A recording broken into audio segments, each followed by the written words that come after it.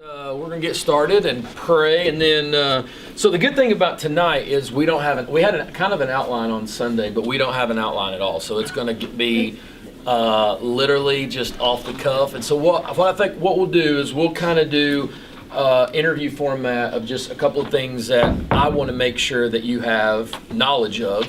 And then I thought it might be cool to end it with just them asking questions to us. Yeah. Because they're going to want to know like how you use the bathroom in the car. And so,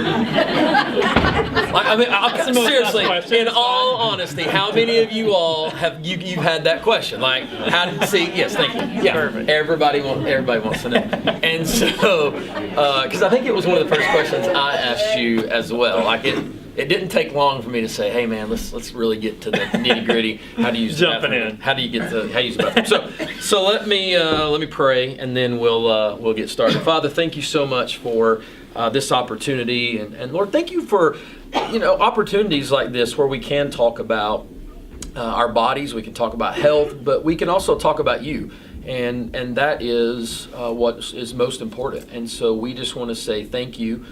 For this opportunity. Holy Spirit, I pray that you would speak into our hearts, and I pray that you would just reveal yourself to us in such a mighty way. So Lord, we just give this night to you and pray, Holy Spirit, that you use it for your glory. In Jesus' name, and amen. So I didn't say this Sunday, but really what our goal was for Sunday, and really what our goal is for tonight, is really we wanted for Sunday to kind of be like it is when you and I are riding bikes. So when we're riding, we really are kind of having conversations like this. So we're talking about spiritual things.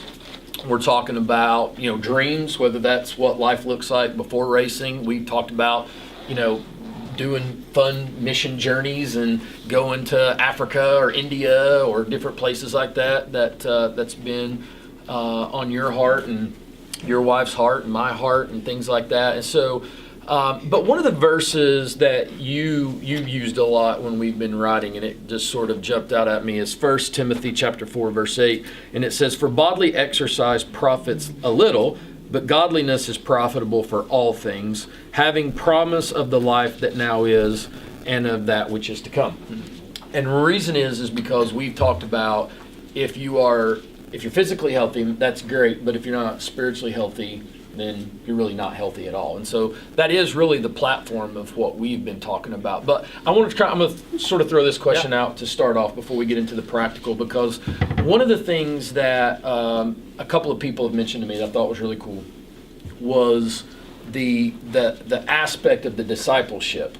But I think it needs to be said that this right here wasn't always how it was. It had to become intentional. Right. It also had to be not just discipleship, but it had to be a discipline and and all that. But let's talk a little bit about that, because I think sometimes, because accountability is big, but sometimes people are afraid of accountability. Yeah. So let's talk a little bit about how that looked for us. Yeah, I think first of all, it's commitment, right? I have people that come up to me all the time and say, "Hey man, I really want to get in shape, tell me what to do." But then the commitment level is, I just really want to know what to do and expect that to get me into shape. Same for discipleship. I mean, how many of us have people come up and like, "Hey, I want that," but then, the next week you kind of follow up and you're like, "Hey, what's going on?" And they're like, "Well, I'm real busy this week." And then the next week the same thing happens. And that happens in life. We have busy seasons. But I think the first thing that happened was us just being intentional. The first time we really hung out in person and did something together, and where this all started coming up was we went on a bear hunt, which was the craziest thing we could have ever done. I'll probably never do it again. It's wild. A bunch of guys running around going, yee, and you're like, all right, I am not with my people. Where are we? And had you not been on another side cart than me, we would have gotten back in the wind. We'd have been out of there. So that was really interesting. But on the way home, we got to talk a lot about Holy Spirit, and I'm like, man, I just want to know more about spiritual battles. What does that look like? I want to know the enemy I'm fighting against. I want to know what's going on. And will you teach me? And Mark said yes. So that was the first step, is he was willing to. And then the next step was that we just set up a time together to actually meet, to actually talk on the phone. I lived in a different state at the time, but we just said every Thursday we're going to talk.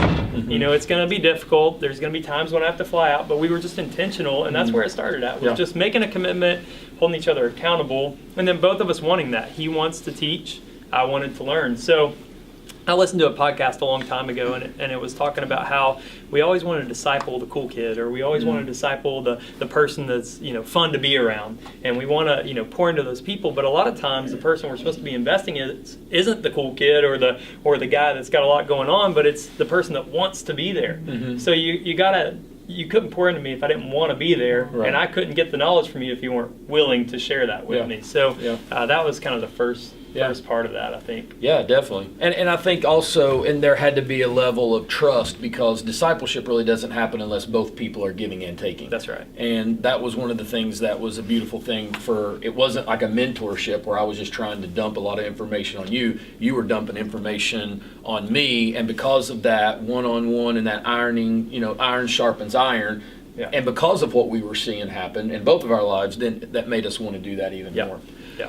So, but a couple of things that you've done just to kind of get some practical. So we've talked about the body, and we've talked about how, the redeemed spirit can affect the soul, it can affect the body. But in all honesty, we live in a culture that really doesn't know how to eat and doesn't know how to exercise. And so even though I know what you're going to talk about, just want to let everybody know it's not the way, right? Yeah, I mean, it's not, you might be like, well, I think it's totally fine. We just think it's a way. Yeah. And it's a way that has benefited both you and I. Yeah. So before we jump into kind of some of those like nutritional guidelines, why don't you share with us a little bit about the story of how you got to this? Yeah. Because this wasn't the first time you've tried to do some things, but this was just the one that was the most effective. Yeah, and I try to always divide that up. When I get opportunities to do this, I'm like, first of all, I don't want to just talk about the body. I want to bring things in that are eternal and for benefit of or more than the body. So like Sunday, I wouldn't have wanted to do this if it was just talking about what to eat and what not to eat. But on the other side of that, where spiritual things are 100% truth and there's no other way but Jesus, the body, you have a lot of different opinions. So it's always a scary thing for me, because somebody might have had a lot of success on keto, and I've never done keto. So there are multiple ways, but what I can say is that I've done a lot of different things and had a lot of different trainers in my career. And what I'm doing currently, and the guy who has trained me and kind of helped me with this currently has been the most effective, and I've seen it work for the most people. Mark, is a great example. Totally different body type, different lifestyle than I had. Another friend named Justin, totally different lifestyle, totally different eating habits. And when I kind of laid this out for them slowly, I didn't dump it all on them at once. It might have been overwhelming. When we first started working out, it looked a little different. I had to kind of ease them into it, but it's really worked for a lot of people. So the guy that I train with now, his name is Alden Baker. He's a Supercross trainer. So if you've ever watched a dirt bike race, Supercross race, I cannot tell you the last time a rider who wasn't his rider won a championship. If you go back through, these names may mean nothing to you guys at all, but Ricky Carmichael, James Stewart, Ryan Villapoto, Ryan Dungey, all those guys were the last champions for the last, 20 years. And Alden was a professional mountain bike racer in South Africa, made it to the Olympics twice, and they actually did not let him compete for racism in the reverse. So he's a white South African, and they wouldn't let him compete.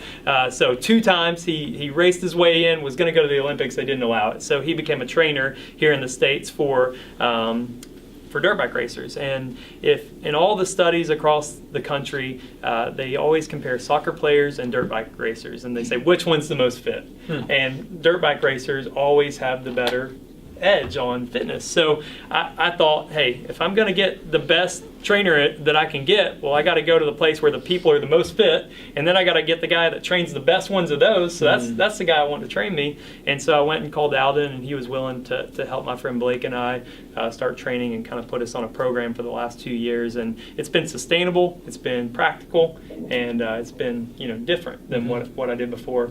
You guys probably won't like some of it, but that's okay. It's just small steps, and yeah. And sometimes you cheat. Yeah. I mean, me. Yeah. Right. No, not you. No, yeah, about that. So in the beginning it was all or nothing, and that's when I got the best results. Like I realized in the beginning I couldn't dabble. So if you're a smoker, you don't say I'm just going to have 1 cigarette and go smoke 1 cigarette in the hall and then not have like the desire for that later. Or if you're an alcoholic, like you don't just go have a sip of alcohol because it pulls you right back in. And so for me, for like the first year, I was like, Ashton, you can have that cupcake, but I'm not even tasting it. Don't bring it over here because I know I'm going like off the rails. Yeah. We're crashing. We're going and getting all the cupcakes and I'm going to eat them all. So it had to be like all or nothing. But now I've gotten to a place where I can kind of like moderation, you know. So I would say for me it was best all in the beginning, and then as I got away from that, now I can moderate. And I moderately cheated the whole time. So you did good. So I mean, well, He did great. I don't want He to did lie good. because some No, of you this did that good. you're going to say, like I didn't go all, but I tried to go as much as I could. But so let's share a little bit about. And by the way, so this little cheat sheet that Trevor made me, and so there are actually some copies right here. So on your way out, if you want one of these, you can have one. Please, like, we're not going to be watching. If you don't want to take one, it's totally fine. But it was just something I had on my phone that you made me a long time ago, and so I just tried to, print it out for everybody so that if you wanted one, you could have one. But these were things that really did help me, and they helped you. So let's walk through some and kind of explain why they're important. Well, I think there's a lot of things in our culture that are kind of myths. Like a lot of people will be like, oh, I can't touch bread if I'm going to work out. Or they're like, oh, well, give me the juice because that's going to be really good for me because it's juice. It says apples on it. It's got to be good. So there's a lot of just cultural things that we believe and think are right because we grew up that way in our food pyramid and all this stuff. And keep in mind, I am not a doctor, so don't ask your doctor about this. He'll probably go against me, but it's worked for me. So this is like a testimony of like, hey, I've seen Jesus work in my life. I'm like, hey, I've seen this diet work in our life. So so the first thing I would say is for starting out, like, bread is not the enemy. Just make sure that you're doing, like, darker the bread, the healthier it is what he says. So like all breads, the whiter they are, the more they've been bleached and processed and things have been separated. So whole grains are a good thing. I eat bread every day, but that's been a good thing. A lot of people I tell are like, what do you mean? I'm allowed to have bread? This is awesome. I'm already in. There was going to be an amen right there. Yeah, so I'm not taking your bread away. I'm going to start with the things I'm not taking away. All right, this is a good idea. When we talked, and this is something where Mark hasn't gone as hard as I have. Your bodies, our bodies, do not process red meat as easily as they process things like chicken, fish, turkey. So your lighter meats. Sorry, but bacon and pork are kind of wrapped into that red meat shell. And so one of the things with Alden's plan was that we worked out every day. We did at least 30 minutes of fitness every day. And he said, if you want your body to recover, then you need it to process food quickly. It's fuel, right? So you want it to process. You don't want it to stay in your blood. So he limited my red meat quite a bit. Actually, he kind of slowly took it away. He had me send a picture every day of what I was eating constantly because he wasn't here. So I'm like the guy taking a plate picture every day. It's so weird, but it was accountability. And like every day he'd be like, oh, easy on the red meat, mate. And every time I'm like, dang it. Like I thought one taco you're going to be good with. So he gradually kind of pulled me off red meat completely.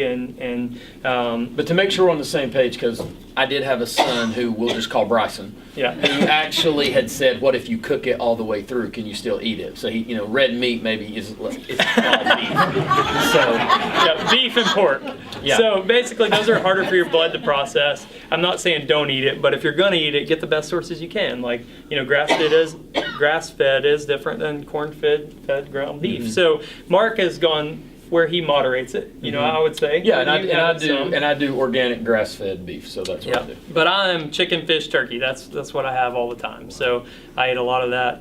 It's been weird, but I'm like I feel like I'm at a AA meeting or something. I'm 2 years without red meat today, so And you're really good because we were in Texas. I mean, we tried to guilt you into eating meat, and you didn't do it. We went on a deer hunting trip, and we're hunting, and they had to tell the guide, well, this guy doesn't even eat red meat. So I'm like, well, this is awesome. So thanks a lot. And then we even cooked the deer I killed, and I asked you to eat the deer I killed, and you said no. So I know. That's how. So all my deer hunting goes to Mark now. It's awesome. Yeah. But anyways, so that's been probably one of the biggest changes for me and my family was doing that. Organic chicken too. Yeah, I mean, organic's always going to be your best option, but doesn't have to be. Like if you're eating strawberries instead of Cheerios, like it's probably better just to eat plain strawberries instead of organic, or whatever. So that was a big thing for me. The big thing for a lot of you guys will be drinking water versus like sweet tea and Coke and all those things. That was something I did like way before Alden, but I know for a lot of friends when they get off of sweet tea and it doesn't feel southern to order an unsweet tea. My wife feels so weird about it, but she's gotten used to it, and now tea is like really sweet. But the more water you can drink versus sodas, sweet tea, that's kind of common knowledge. But where you can get off track is people think juices are good for them, but what happens is when you take the juice out of it, you're pulling all the fiber away. So all that's left is kind of the sugar and some other things. But when it hits your system, your body just gets an instant load of sugar versus slowly absorbing that like it would with the whole food with the fiber and everything else. So instantly your insulin spikes out the roof and it's combating this juice.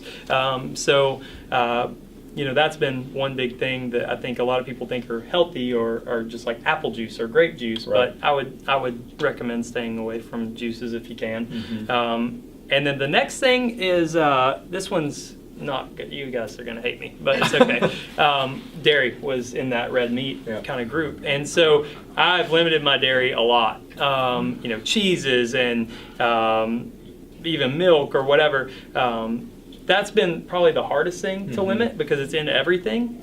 But when you start paying attention to that, you notice a lot of products that you shouldn't eat have dairy. I do eat goat cheese and feta cheese sometimes, but just trying to limit that. I'm not saying don't eat it, but like if you can have a sandwich with no cheese, it's going to be better for you than eating it with cheese, or a whole bowl of queso at the Mexican restaurant. Like get some guacamole or some salsa instead, Which really wasn't as big of a change as I thought it was going to be. I mean, sometimes you do want the queso cheese, but like taking the cheese off a sandwich really didn't change the flavor that much. Right. But it did even alter, like, because of course for me, when we first met, I was counting calories, which was something that I've still, kind of done. But it was amazing because just a little slice of cheese is about 100 calories. Yeah. And so for me, pulling it off when you mentioned that was easy because I thought, I don't want to add another 100 calories onto. So this is an easy way to take that off. Instead of, and it really didn't change the flavor, because one of the things that you told me that was really good is, we still do this, especially in the summer, is a sandwich with hummus instead of, like mayonnaise. So like hummus and then the turkey and then like some peppers that we would eat. And that was something that was really tasty too. And before I get too far, I just want to tell you guys this isn't as difficult as it sounds. Like a lot of people are like, well, where in the world am I going to go eat? Luckily for Austin, like I go to Henry's about every day. I still can go to Henry's and eat my lunch, and I just get a wheat berry sandwich with bell peppers and lettuce and mustard and turkey instead of getting like, I don't know what kind of specials you had going on, but maybe like a meatball sub with provolone on it. So I still go to Henry's. I just get something a little bit different. So that's been good for me that I can still go to the places I go. If I go to like Chipotle today, I can still get a meal there. I just get rice and chicken and vegetables and those kind of things. So it's not as crazy of a thing as you think. One person, actually I saw this on a documentary I watched, but they said a lot of people are going to think we're extreme. Now they were talking about going vegan and kind of a whole nother world, but they said you might call this extreme, but what I call extreme is laying on a table with somebody cutting your chest cavity open and doing a heart surgery. So what's more extreme, laying on a table for an operation or maybe altering your eating habits a little bit? So that was kind of a good thing for me to think about. I'm like, man, my family's going to disown me when I can't, eat the normal things. But that was a good thing for me to think about. So am I doing okay? You guys okay with this so far? Was ice cream in there?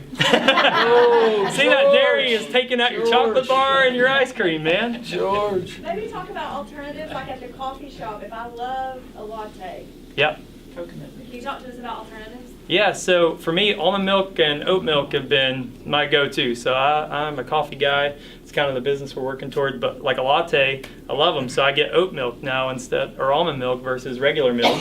And even if I make something, like Ashton makes these sweet potato roll things that are so good, but we just cook them with almond milk instead of regular milk. So little stuff like that. And again, the biggest thing with dairy is the fat content. The biggest thing with red meat is how slowly your body processes that. So this is like going alongside the workout program. Yep. And if you're going to commit to being at the gym and doing like 30 minutes of walking or running every day, your body's got to recover every day. It's so important.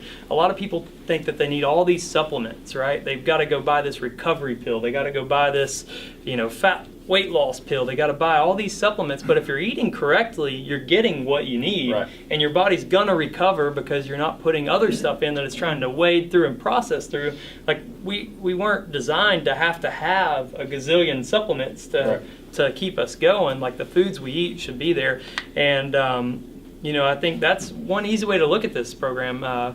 What do I eat? So chicken, fish, turkey, those are kind of the core meats, but then I eat a lot of whole grains, oats, dark breads, but then your fruits and vegetables, like that is where I really load up at. So every morning I get oatmeal, almond butter, and then I just load it down with berries and bananas and load it up. So that's my breakfast every day. Those things aren't coming out of a wrapper. We've probably all heard, like, if it's in a wrapper, it's going to be harder on your body. When you shop, a lot of people say shop around the outside of the store. And when I look at our program, that's kind of what it is. We just kind of go around the outside and we don't jump to the middle too much, because that's where all your packaged foods with a ton of sodium, a ton of sugar, a ton of bleached things, a ton of corn products, a ton of things are right in the middle. So just kind of going around the outside, eating your whole foods, like that is kind of a whole foods diet a little bit, but just with a little bit of carbs in there. So. And it is something that you can do, because I remember the first time when you were telling me this, I thought maybe I would just rather die of a heart attack than try to do this.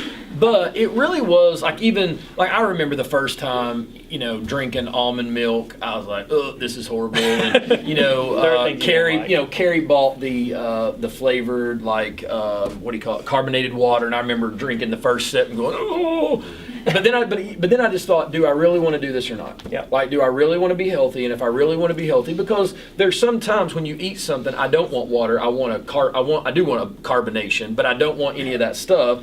And so, in all honesty, I went to Kroger and bought the 8-pack of LaCroix, and I made myself drink every single one of them. I mean, I would drink, and then drink a little bit more, and then finally by the 8th one, it was good. But it was. I just say that because, because I do eat bacon. I'm not gonna lie, man. I love bacon. I don't eat it when I'm with you, but I do eat it.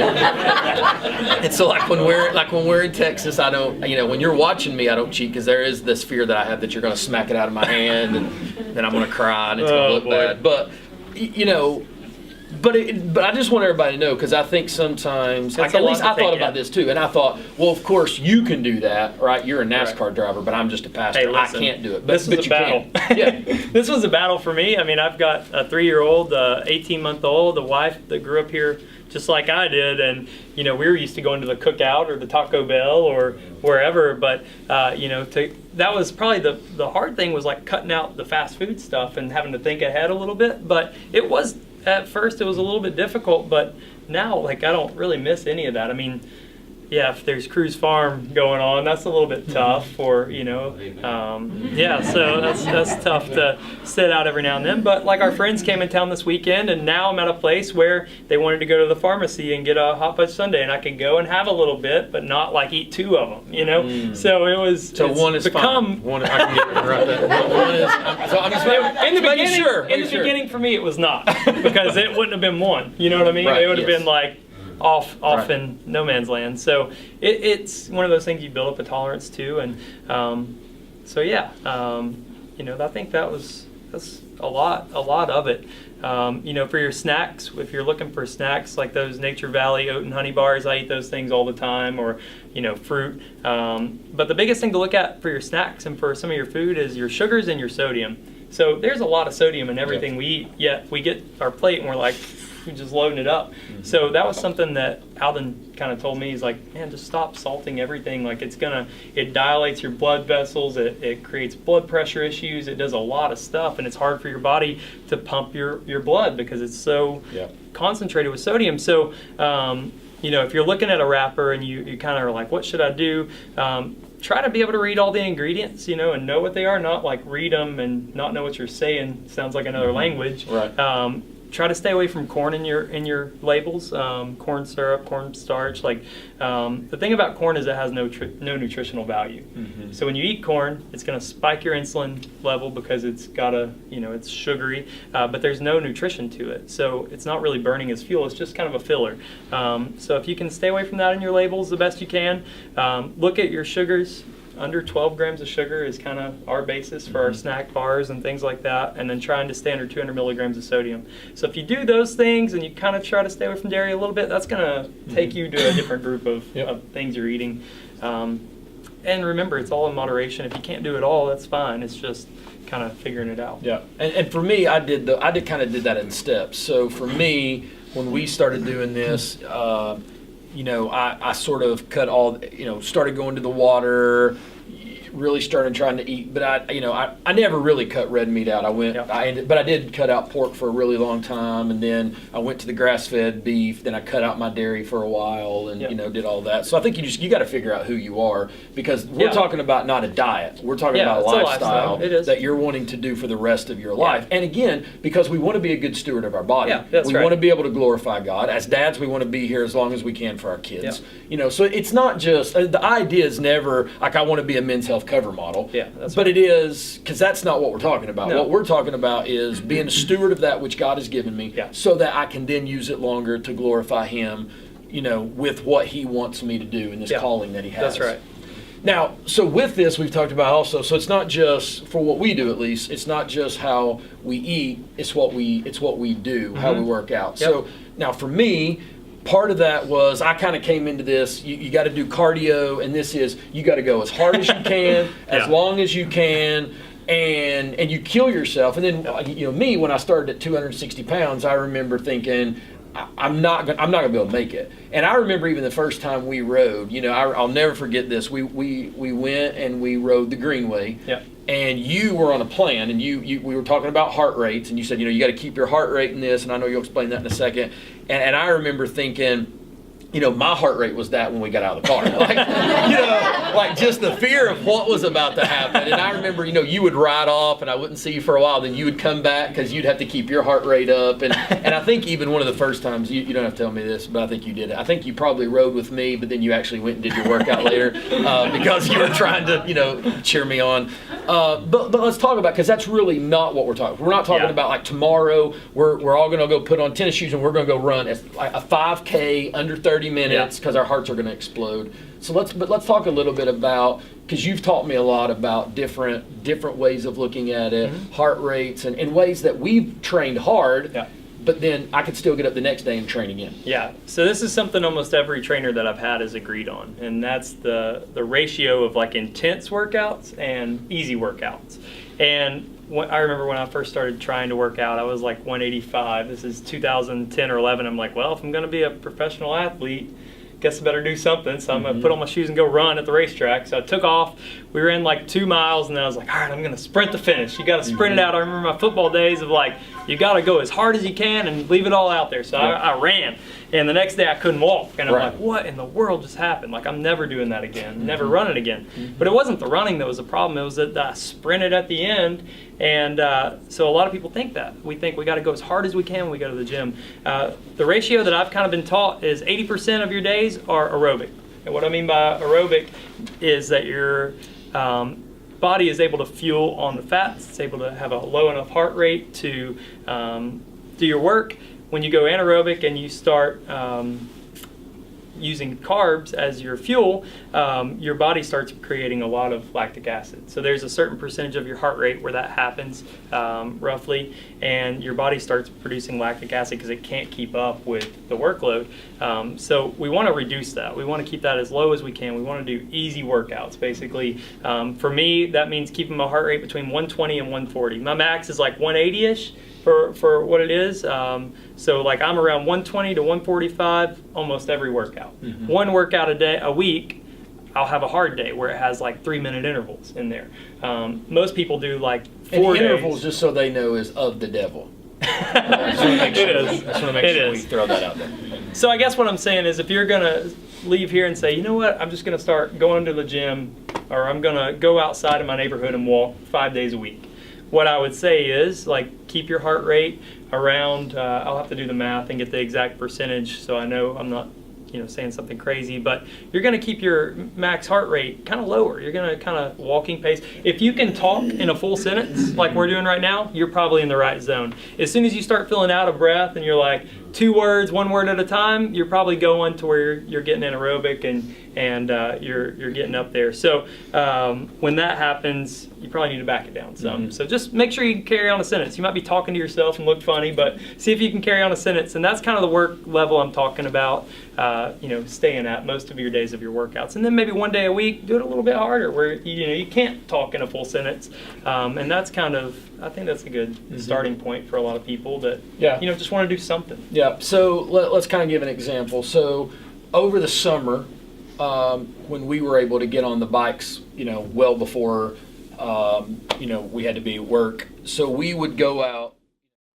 Monday would be a ride where, we would ride, say, 18 miles in an hour, trying to keep our heart rate in that. Yep. And that really was. And I remember a couple of times you even saying to me, like, hey, you need to slow down, because my body, I felt like, we can go faster, but that wasn't the goal. Yeah. But then on a Tuesday, we're on that same ride, but during that ride, I remember the horrible words. All right, buddy, here we go. 5, 4, 3, 2, 1, and we're going to crank it out for 3 minutes as hard as we can go. Yeah. Take a 2-minute break, kick it again for 3 minutes, or maybe it was a minute. Whatever those look like. Yeah. But then on that Wednesday, we're back to that low ride again. Yeah. We're back to just, in essence, really just kind of pedaling to keep our bodies moving. And what you're doing is, think about car engines for just a second, just humor me. Think about a 4-cylinder engine that's got a turbo on it, and that thing is like wound up, turning a lot of RPM, just going. And then think about a diesel engine over here that's low RPM, a lot of power. Basically, we want to take your heart from feeling like it's screaming all the time and has to have a high RPM to go, to taking it and building it into a diesel engine. And how you do that is just doing a lot of aerobic work. It's called base work. And you just build that up to where your heart stays in a low heart rate zone, but it can do the work. And what happens, eventually you're going faster and your heart rate's still low. So when Mark and I started, our average mile per hour would be like 12 or 14 with low heart rates. Well, at the end of summer, after we had put in the work and just done the time of low heart rate, 1 day of interval, low heart rate, we built that engine up to where we were doing 18.5 miles an hour with those same low heart rates.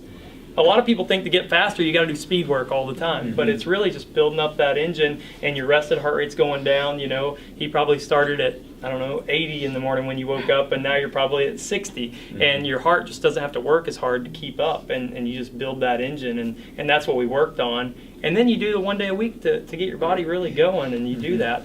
The other thing that we were doing alongside the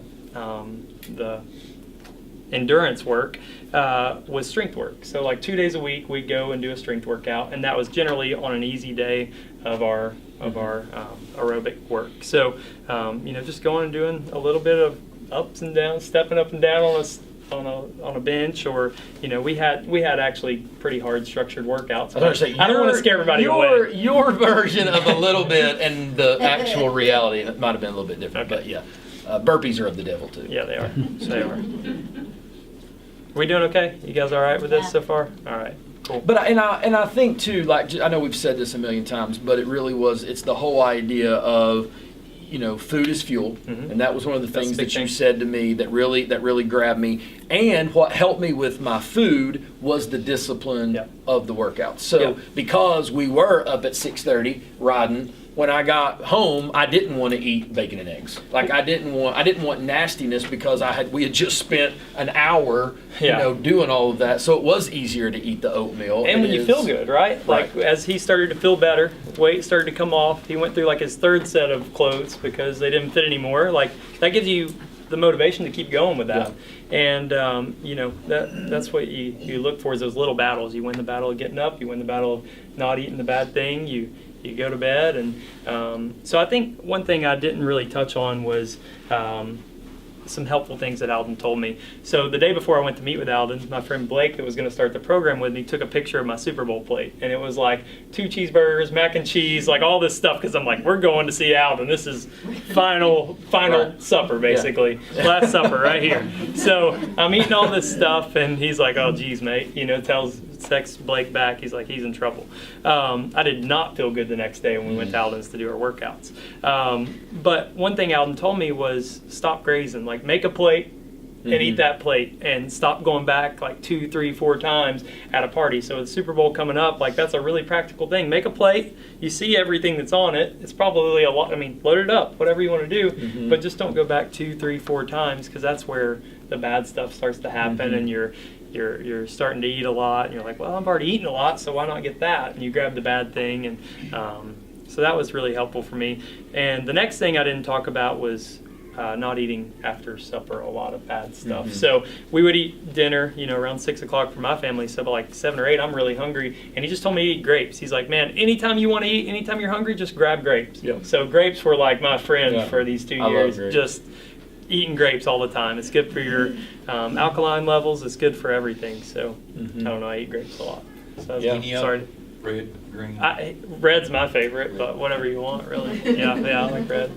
That's like a commercial. Yeah, there you go. Everybody's going to go get red grapes. Kroger, we're all going to race It's down all to out. Kroger. They have a sale on grapes. Yeah, there you today. go. So It's all berries are out. on sale, so you can go get it. Now, I want to say this too, because I think somebody might think this, because I said this, and you went all spiritual on me when I said it. I need It's to. funny, but It's a Bible study, right? Right, yeah. Right, okay. But I remember one time saying, like the Super Bowl. Yeah. Like, if you remember this, I don't even remember what it was, but I said, hey, I didn't really eat good today, but I did 30 more minutes on the elliptical. That's and right. your answer to me was, okay, Pastor, you want me to just go on sinning, more, and I'll just read my Bible more? And I was like, dude, why you gotta go there? So I'll just spend extra time in prayer and do whatever I want to. Yeah. So that So doesn't I was really work like- that way. Yeah, so I was like, thanks a lot, crush my dreams. So we But gotta really, pray on that. but if this is a lifestyle, maybe because we do have Super Bowl coming up. Yeah. So let's say we are going to have Super Bowl. What if we are going to a party? And you're right, like, we're going to make that one plate. But is there anything else, even as we look at the whole day? Like, is there something that we can do that's going to say, okay, I know that plate of food's probably not going to be the greatest. So maybe instead of getting a whole bowl of queso, if there's something else I could do, or maybe a smaller portion. I mean, is there anything like that, like a helpful, practical thing? Because we all have that coming up in the next That's couple really weeks. hard. It's been harder for me living in Knoxville, because we go to my in-laws' house every Tuesday night, and we go to my mom's house every now and then, and like, they aren't on my plan. So they're definitely not on my plan. Right. They're on the And- chessboard and plan. I am like, oh no. So one of the most backtrack a little bit. One of the most helpful things we did is clean out our pantry and refrigerator. Like, if it's there, it's a battle for me. So the battle's won, like, at the grocery store. So you're not doing your friends' party shopping that you're going to. Right. But maybe offer to bring something. I don't know. That's what we've had to do a lot here in Knoxville, where people don't eat like we eat, and like your options are meatloaf, queso, mashed potatoes, and like some Sprite canned biscuits or whatever they're called. I don't even know. And then dessert after Queso that. on the and you're- meatloaf? That Probably would so. be delicious. So that's like your options.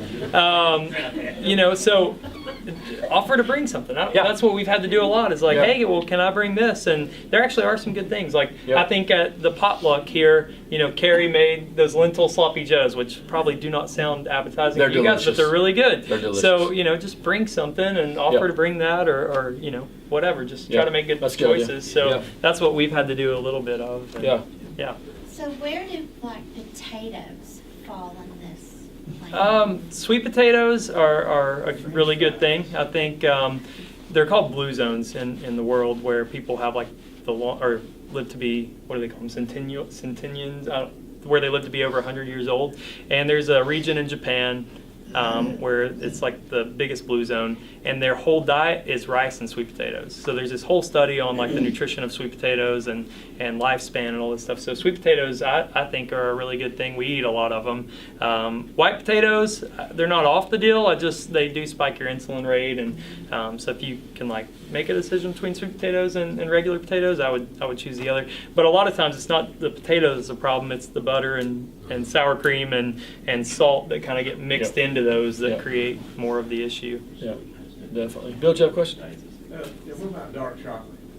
I eat dark chocolate every now and then. I just in moderation, I guess. I don't know how much you eat of it, but I mean, it's not as bad for you as milk chocolate, I guess, but it's still high in sugar, so I would just kind of moderate it a little bit. Yeah.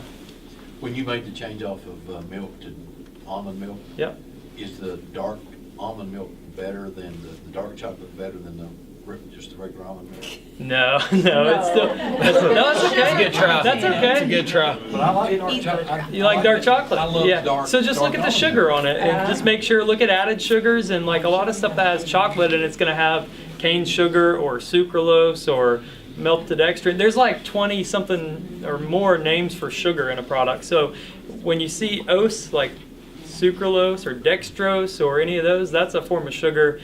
No different. It's probably worse for you than like cane sugar, but a lot of those products are going to have a lot of added sugar because they want them to taste good, because it's like, oh, it's chocolate milk, let's make it taste good. Even the dark chocolate almond milk. Yeah, I haven't looked at that one specifically, but I've okay, showed it to she him. knows. I've shown it. He's got it in there. Yeah. Well, it's probably better than dark chocolate regular milk. I don't know. And by the way, on this sheet of paper too, it has a lot of these guidelines that Trevor's mentioned, as well as like the ratios of kind of how much you should eat is on here, as well as just like some different things that you could, a couple of different breakfast options, lunch options are on here. So my heart in all this too, just so you guys know, is like I want to see people healthy and active and like living a quality life. And with my friends that I spend time that just are worried about the fitness, I try to pour into them spiritually. But to the people that I care about spiritually, I want to help, physically. And if I've paid a lot of money to get this knowledge to my trainers, I've spent a lot to hire these best trainers, and I just kind of want to pass that on. And it's, trust me, if I see you in the hallway and you've got a bacon, egg, and cheese biscuit, I'm not going to tackle you, maybe you, but not you guys. But, it's just, we just want to help. And people ask you all the time, Mark, how'd you get here? Right. And so I think that was kind of our heart behind it, is how did we practically get here? What was it like? It was 2 years of going and doing something every day. That was the biggest change of my training plan, was with Alden. He's like, hey man, we're going to work every day. You're going to do 30 minutes a day, of something. And there's some days where I had an hour or 2 hours with my deal, but with your deal, I'd never heard a trainer that said you don't need it, or most trainers say you need a day off to recover. He's like, we're going to train your body to recover under workload. We're going to eat properly so it can recover. And then, a lot of people wanted to know, what was my race day routine like? What did I eat on race day? What did I do on race day? And Alden's mentality was, hey man, race day's your easy day. We're going to train so hard. We're going to train in this way with this kind of discipline that race day is going to be easy for you. And it really changed the game. I mean, my heart rate in the race car used to be around 165 max and about a 155 average. Keep in mind, my max is like 180. So I'm running at 90% of my max heart rate for 3.5 hours. I mean, that's a long time to be at that high of a heart rate. When I did my half Ironman event in Ireland, my average heart rate was 145. So in the race car, I was 20 beats a minute higher for that 3.5 hours. And he brought it down through this kind of training with aerobic capacity and with the nutrition to where I was averaging like 120 to 130 in the car. So that's an incredible difference when you're in sports, to be able to make decisions, think clearly, have your head on at the end of the day. We're losing 10 pounds of water weight. So that answers your question about the bathroom. We're sweating about 10 pounds. So the last thing you've got is pee in your kidneys. So it's all out. Now, there have been a couple times under red flag I'm like dying, but I've never had to. A lot of guys have. Some did it just for fun, I think. I don't know. But I never had to go to the bathroom in my car. But, it was physically demanding. And that's why I started this. I said, I want to be better at this because the Lord's asked me to do this job, and I want to be the best at it. So as I went into this with a new trainer, and it made huge gains in my racing performance, not necessarily the result, but how I felt in the car and how I felt like I performed. And then you came along, and I was like, hey, Mark, try this. and then you did it. Then I'm like, well, it works. Mm-hmm. Another friend tries it. He's down. Another guy finds out through him kind of the program, and now I see him eating grapes, and he's down 40 pounds. And I'm like, man, this is so cool to see people's lives kind of changing physically. And, it's just something we've kind of experienced, and so we just wanted to share it with you guys, I guess. And the cool thing is, even on some of those, like, because people have wanted that, it's also opened up the opportunity So for us to much. share the gospel. It's opened up opportunities for us to disciple people. That's right. Because, we might go and, go to Baker's Creek and ride with all the guys, and then, everybody's at the back of the car, Yep. and we're able to talk about how great the Lord is, or maybe something that's going on at church. And so these things, it's a lot more than just losing weight. It really is. has opened up a lot of opportunity, because if you share something that's helping them physically, when you share something with them spiritually. Intentional with my eating, they've kind of gone hand in hand. When Yeah. I was the sharpest spiritually, this was the easiest. Right. It just was. Yep. And when I'm off spiritually, this is the hardest. So Right. it's kind of been one of those things. Maybe it's not nutrition for you, but you kind of have barometers where you're like, how am I doing spiritually? And this lines up to it, and this has been a good That's thing good. for me. So it's balance. It is, yeah. Yeah. Balance. Yeah, and one of the things that we talked about was the difference between a discipline and a habit. Because one of the things that I've been asking a question, like through the process of writing the book, is everything all dependent upon discipline? And because, kind of what we talked about, I've never really met anybody that's, that would say that they're disciplined spiritually, but not disciplined somewhere else. But then you'd have somebody say, well, yeah, I don't eat good, I don't do this, but I do read my Bible. But when I really began to investigate that, their Bible reading is habitual, not a discipline. Because even like it happened this week, someone was talking to me and they're like, yeah, man, I was reading my Bible today. And I said, oh, hey, it's awesome. What did you read? And he just looked at me and he said, I don't know. And I said, well, just make a comment and don't get mad. But what would be the difference if you didn't read at all today? If you don't know what you read? Versus, and so I said, maybe, and we kind of talked about that one thing. What if you just read for one thing? I said, here was my one thing. Yeah. And I just kind of, shared that. But what I found, I said, would you say, though, that was a discipline, or is it just a habit? Because, again, I think when we're disciplined in all areas, even though habitually we can do things just based on the rut of life. Because, we always do this. Even like me, I don't want to come to church because I always go to church on Sunday. I want to come to worship the Lord. I want to, and You I don't want want to to go through the look at this. motions, right? Right. I mean, it's so easy to do and easy for us. And that was kind of what's been new about being a part of a church family has looked a lot different to us. But, it's kind of been a sweet thing because we did get to experience life where we did life with 5 or 6 families, and we kind of had church at our house, and we met in small groups. I feel like now coming back to more of a corporate gathering, like we aren't taking it as for granted as we used to, I guess, but also we don't just go through the habits of coming, and like we're trying to learn how to be intentional even with something like coming to church, and not just let it become a habit where you show up and you're like, oh, worship was all right, Mark's kind of cool, I don't know about this one thing he said, but you can go get into a habit of just coming and going through the motions, and you don't really look at it and say, look at it with a magnifying glass and say, am I really doing this intentionally? Am I walking through everything intentionally? Because I think the Lord would want us to walk in every step that we take in our day with intentionality. Intentional with what we put on our plate, intentional with what we do with our bodies, intentional with the conversations we have, intentional in really every area and every part of our day. Yeah, it's good. All this can be very overwhelming. I'm to sure. say that. I know. And for those that have no desire to go to the gym. That's right. Or can't, maybe, and don't want to walk, doing things in their own home. That's even, I guess I'm speaking my age and up because we don't have to have as much to get our heart rates up. We're not supposed to. Right. But, encouraging people just to start somewhere, move something. Yeah.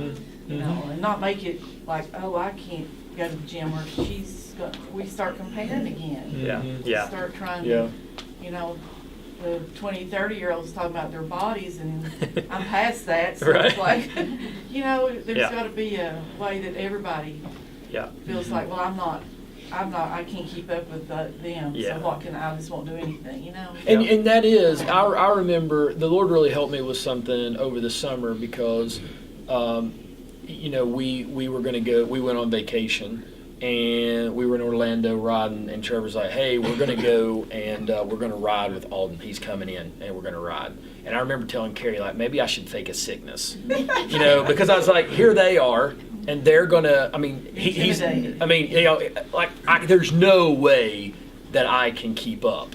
But that was also a time, I think, for me to kind of look at pride. Yeah. It's like, but I can ride today. Yeah. I know the route, and I can ride. And if they take off and leave me, that's okay. They'll stop and wait for me, or they'll come back and get me. Yeah. And you know, it's all going to be. But you're right, because I mean, and we do some workouts at home. Yeah. We do workouts separately. I mean, you're right. You can start somewhere and do something. You don't have to go buy a bike tomorrow, or you know, feel like if you can't run a 5K by summertime, then you're a failure. And if you don't, Mark's not going to love you less, and we're not going to think less of you. That's one thing. Like, again, I've been so guarded with doing this because of, like, what we care about is your spiritual health, first of all, and your soul. Like, this body of believers, and we don't want to create any kind of division of, like, well, now they're trying to make us get skinny too. Like, what are they trying to add here to the gospel? So nowhere in Scripture does it say, like, you got to be skinny follower of Christ or a muscular follower of Christ. But again, it's like a quality of life, and we're just like, hey, this is kind of a bonus clip at the end of the movie or something where,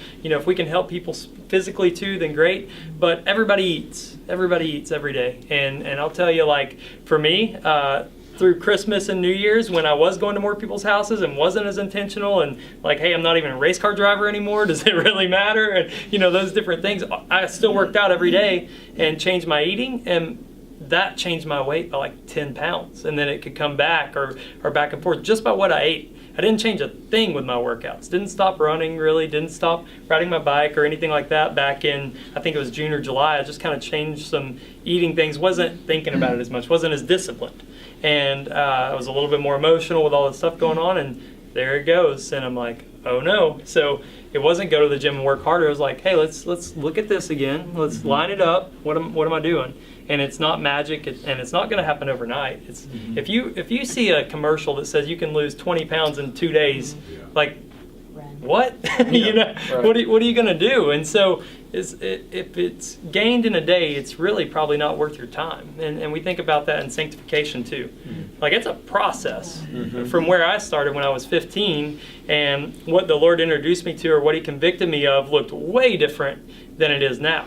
Now it's little things that He's kind of picking apart or moving. Back then it was huge chunks. So for you guys now, like, this nutrition's probably going to feel like some of those bigger chunks, like, man, don't touch my sweet tea. Right. But as you go into it and He kind of helps you, or we can help you, or whatever, then it's like little things that you just clean up as you go. So Is Chick-fil-A sweet tea the same? Like, is it? they have good unsweet tea, my wife says. Okay. Well, do you all have any questions? Yeah. Yeah, I have a question. Yes, sir. Numbers.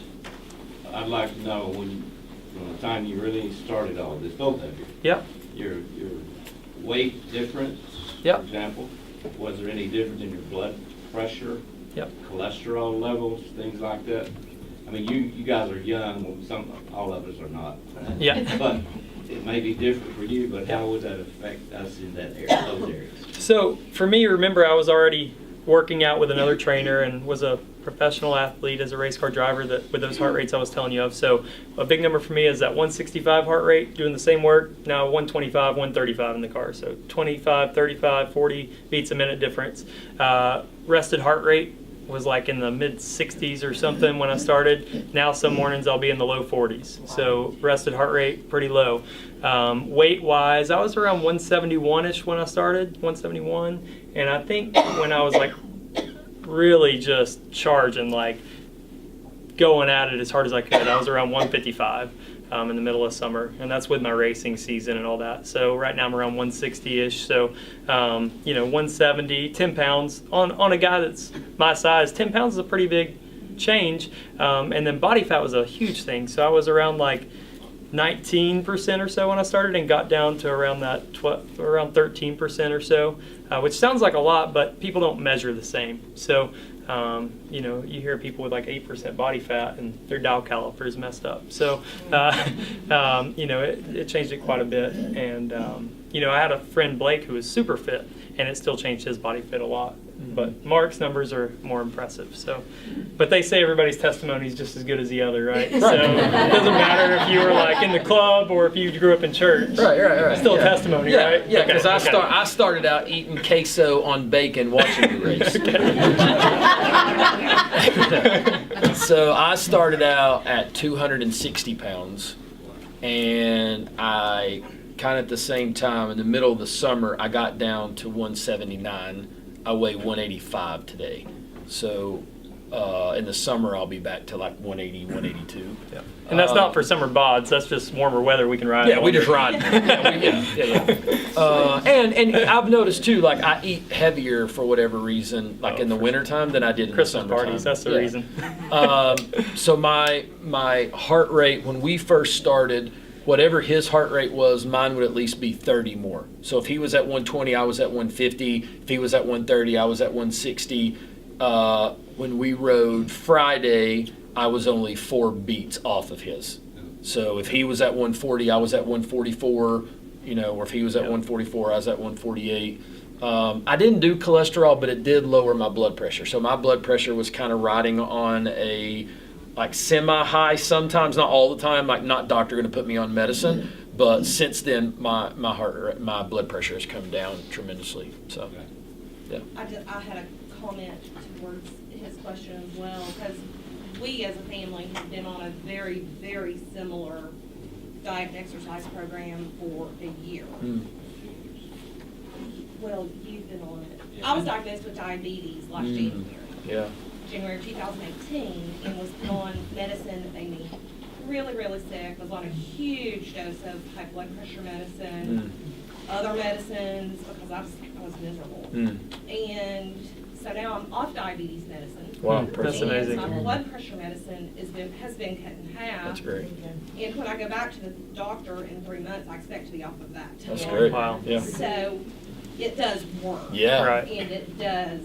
That's amazing. Good for you. In your Yeah. life. Awesome. Period. To me, I'm about to be 42. When I was about 39, I always thought myself, and I always thought I was in good shape. I was strong, you know, in good shape.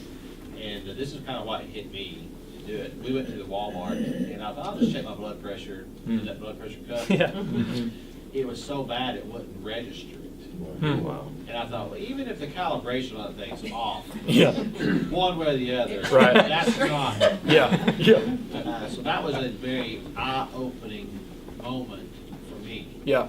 And so that's what we did, which we didn't know your specific diet, but it's just Right. confirmation. Yeah. Right. Literally, because we were doing something, and ironically, some of the stuff that you take out, because I did like, your story, mine was very similar, because I thought I was just going to count calories. Well, when you start counting calories, I want the biggest bag. So I want to eat. I want to be full. So I want to eat good stuff. So I figured out I can eat a whole lot more good stuff.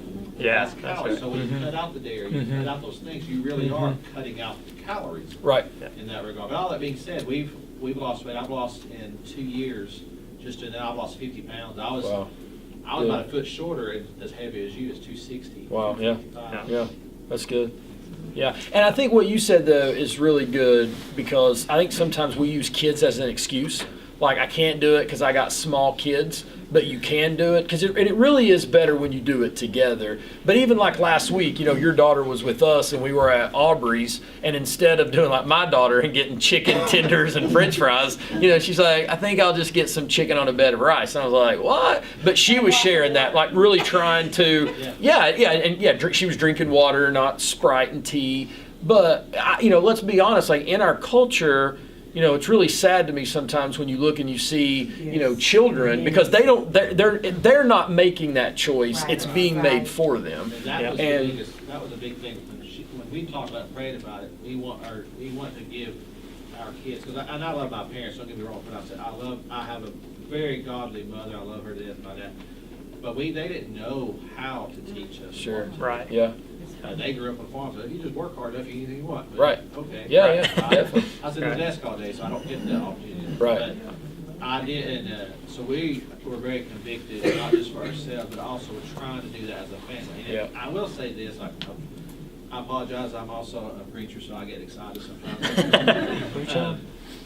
It makes it so much more enjoyable when you're doing it together with somebody, Yeah, with a mhm. family, and not just for the accountability, but you Family can, time. family, you can share people's successes of what they're doing and being encouraging. It's Yeah. really Yeah. great. Yep. So I appreciate it. Running around Yeah. the track here and go, Mom, go. Yeah, yeah, Do it. definitely. You got this. Yeah. Well, and you're not taking that time away. I mean, that's one of the things sometimes I struggle with, what we've talked about. Like, that's why sometimes in the summer it's while we're riding at 6:30, not necessarily because we're trying to beat the heat, but we're trying to, can we get this ride in before our kids wake up? Yeah. You know, so you're not just trying to beat, like, I got to be at work at 8:30, but can we do this? But then, like, this year I got all the boys' bikes so that, you know, I'm looking forward to this summer, you know, on those days that I don't have to ride hard, I can ride with them and we can do that together instead of, hey, Dad's going to be gone 2 hours every day. By the Yeah. time I drive somewhere, do my run or my ride and, you know, doing all that. So that's really good. Girls Yeah. are bed at 5:45 every day in the summer. I love it. There you go. Yeah, There you go. so that, but then also utilizing that time. So if it's running with your kids, or like I listen to podcasts and stuff like that, and man, I'll go through a couple books in time with running, and so I'm getting fed spiritually. If Mark's not there, I've got like Francis Chan in my ear or somebody talking to me, and that's a good thing for me. It clears my head. I can Yep. spend time with the Lord.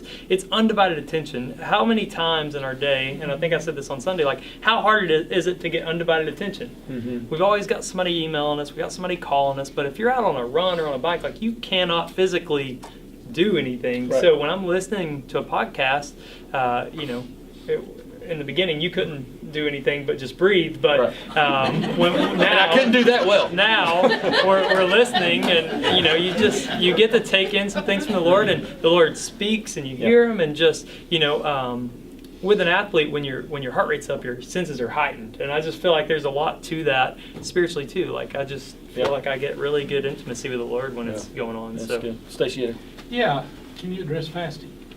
yeah. yeah, I think we talked about it a little bit Sunday, how, you know, the Lord tells us to fast spiritually, you know, so that we crave Him like we crave food, and I think that's kind of, you know, there's not a ton to it other than like it's made to make us crave. It's not going to earn you any merit with the Lord, Right. but it's just spending time with Him and craving Him as you go through the day, and it does have a bodily effect. So if there's any doctors, y'all can help me understand this, but for the most part, our body fuels on fat or sugars and carbs. It's doing both at the same time, but at different ratios.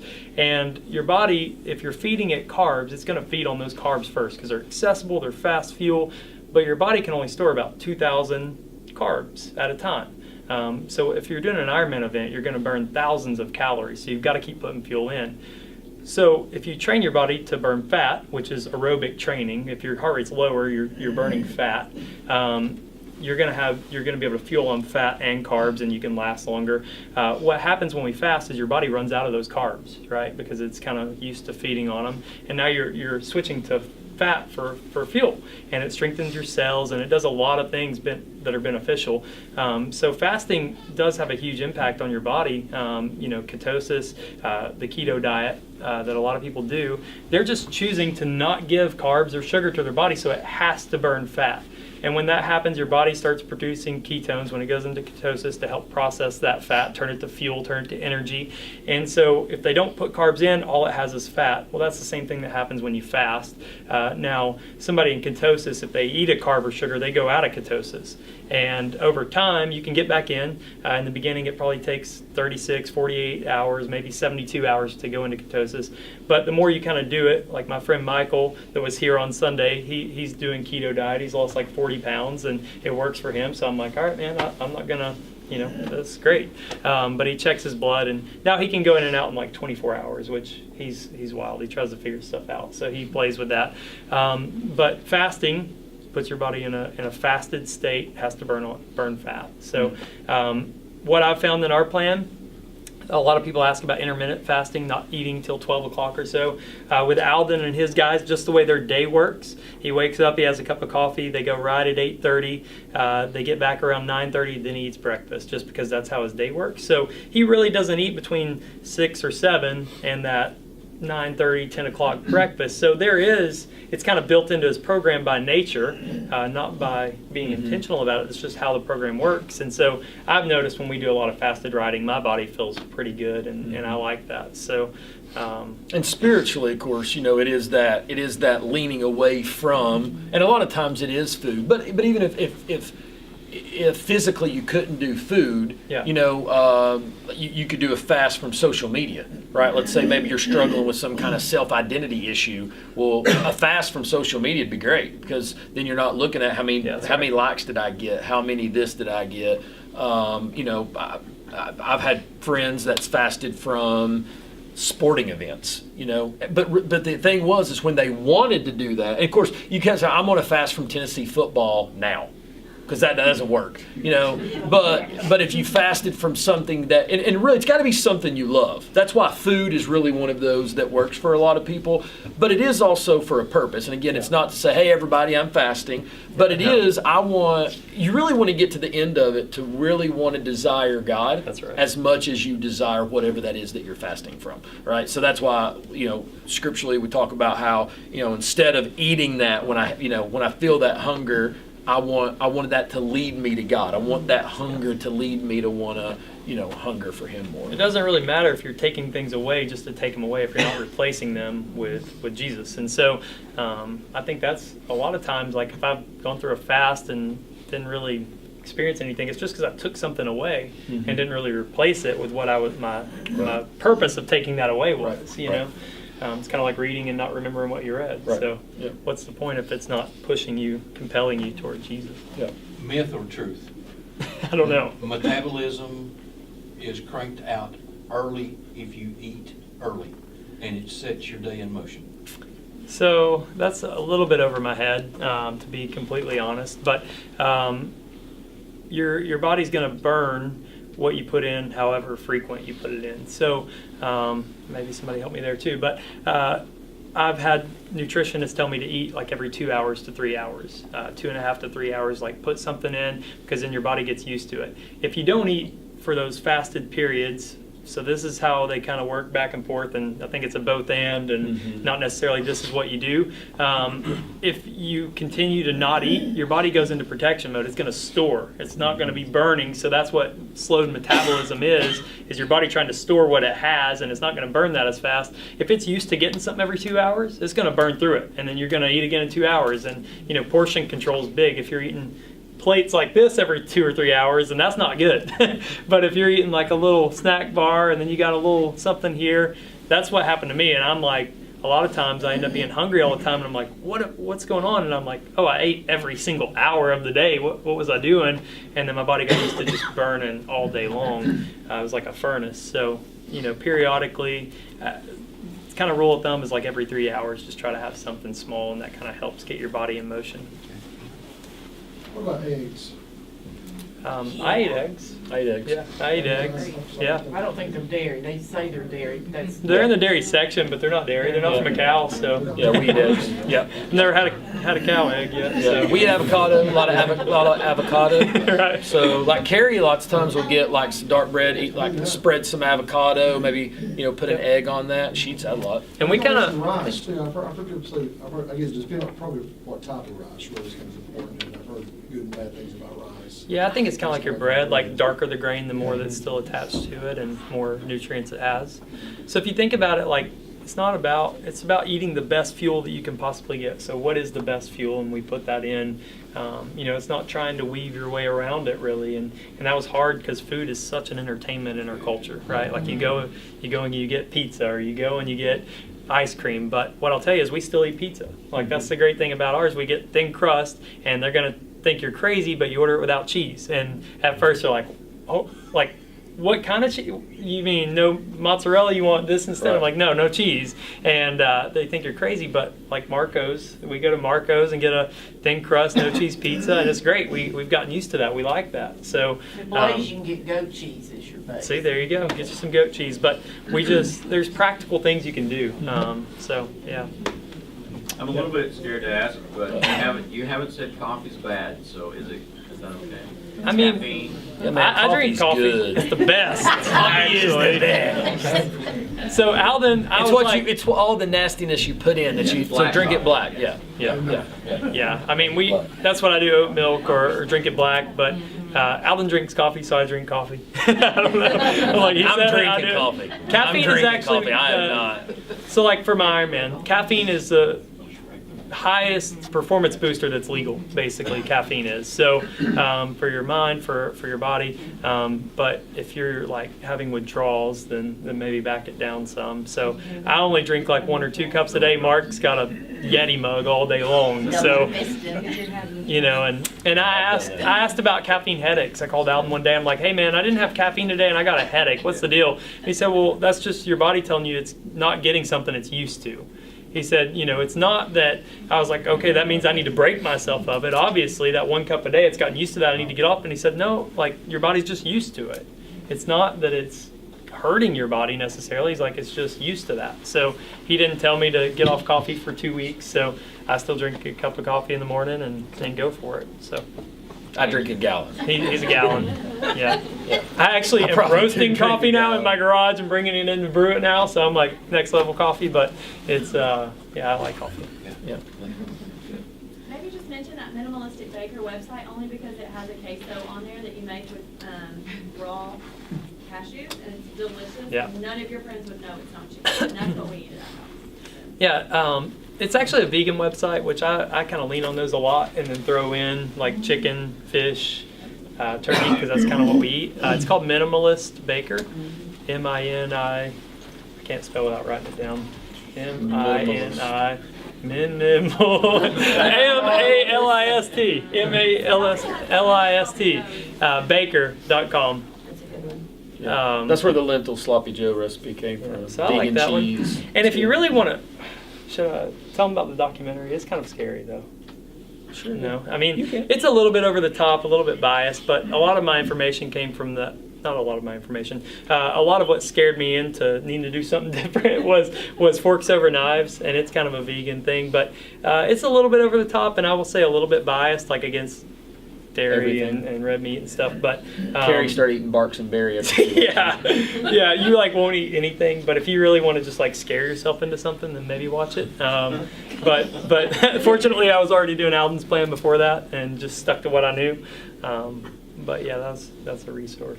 I watched it just because you asked me to, and then Carrie watched it with me, and the next thing I knew, like half of our pantry was gone. So. Yeah, so maybe don't watch that one just yet. What about a protein shake for breakfast? That's one of those things where there's a lot of stuff in those. So, you know, our culture has become about convenience, and like we just want to grab something and go, but most of the time they're just loaded up with other stuff. So I don't do them just because they are loaded up with a lot of stuff. If you can find a smoothies. clean one, Yeah. if you can read the ingredients on it, then go for it. Yeah, You know, but smoothies have a lot of sugar. yeah, So. like smoothie bottles. I drink a lot of smoothies. So, you know, if it's whole fruit, like don't worry about the sugars as much. Like strawberries, if you look at the sugars, they're going to be higher, but if it's attached to fiber, you're going to be all right. So, fruits, like we'll throw it in the blender all day. We'll make smoothies and stuff and put a little bit of almond butter or peanut butter in there to have a little bit of protein content. But, yeah, so I make a lot of smoothies, and there's a lot of quick options too. It doesn't have to be this whole sit down, like I don't have time to make a meal. Well, there's overnight oats that you just throw in the fridge with some almond milk and some oats, and you know they're kind of thicken up, and I don't know. There's a lot of options. You have a question too? Okay. What if you work out? I don't ride bike and stuff, so Yeah. I work out in the area. But Yep. it looks good to take the floor after workout to fuel your body. with that Yeah, volcano. just smoothies. I mean, that's what, like before my races, I would ask Alden, I'm like, what all do I need to eat? I mean, this is 3 hours of calorie burn. And he's like, man, just smoothies. Like, so, and his Supercross guys, they have those 25-minute races, and their heart rates are like pegged. I mean, max heart rate for 25 minutes. And they come in, then they do it again, and in between they'll have smoothies. So there's almost everything you need in a smoothie. Because if you eat right, you don't have to take supplements. You don't have to go to GNC and buy all that stuff if you eat right. Yeah. That's what I learned. Yeah. Yeah. What about like sweeteners like agave, honey, Yep. stevia? Honey's going to be a good source if you need it. then I would go with honey. I mean, if I was gonna do something, like, our kids don't know anything about maple syrup, which is crazy, you know, but they don't know that their waffles could have maple syrup on them. And that's just one easy thing that would be like 3 tablespoons of sugar in a day that they would be getting every morning that they don't even know the difference in, because their waffles are already kind of sweet. So, you know, we eat those frozen waffles all the time, but they just don't have honey on them. So I think that's those little added things that happen, you know, dairy and cheese and You saying that maple makes me, syrup. I want your kids to spend the night with me so I can give them syrup. That's the problem. Our kids, like, Ellie ate everything until her first birthday, and then she had her birthday cake, and then it was like, nope, not touching that stuff anymore. I know about the real stuff. So, and now that we live here, our parents, it's like their challenge is like, oh yeah, they can't have that? Okay. Can I tell them about the T-shirt idea though? So, Yeah, Ellie Kate's or tomorrow. oh yeah. Because we were talking about like ice cream, and we had kind of both fallen off track at the end of the year, and so Trevor was, you know, I think it was you and Ashton, right, talking, and you know, maybe we should just let's do ice cream, but maybe let's just do it like once every a week other instead week of every other day. Or yeah, something, you know? but and their daughter Ellie Kate's in the back seat, and she, out of nowhere she's like, or tomorrow. Like maybe like every Thursday or every Tuesday or maybe tomorrow. Yeah. All right. So I thought it'd be a good shirt. Or good. tomorrow. Important stuff here for some of us that have old-time eating habits. Let's talk portion control here. Yep. We're talking about what to eat, how much of it. Yep. So make sure you get a smaller plate, not like the extra size plate, you know, because that can look like more or less. So, you know, just a normal plate. And ratio-wise, now this isn't your portion because y'all are going to be like, no way, like I'm not eating that.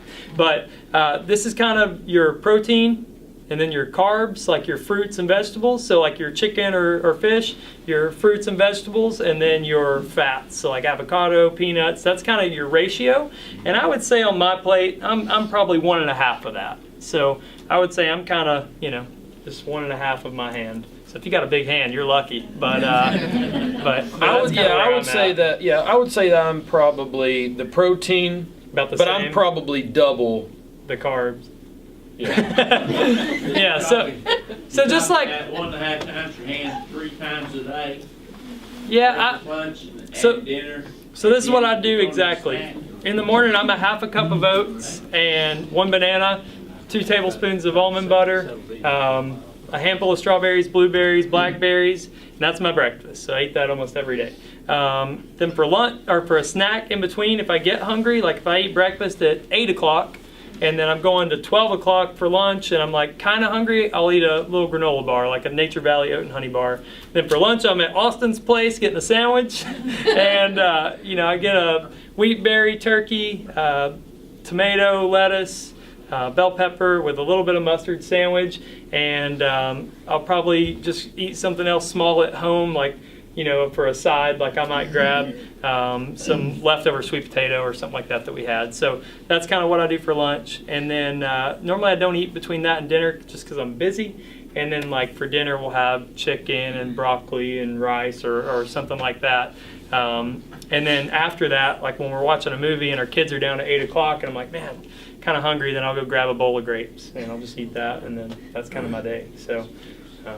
Yeah. I ate the same Don't thing starve over and yourself. over That's again. what I would say. And like you said, when you're eating clean things, you can eat more of them. Like they're not as loaded. So there's these documentaries that basically say we're starving ourselves to death. Like we're eating all these calories but getting no nutrients from them. And our culture is kind of starving itself. No different than spiritually, right? Like we got a lot of things coming in, but we're starving for something. And spiritually, that's Jesus. And in our bodies, that's real nutrition instead of this kind of fake stuff that we take in all day long.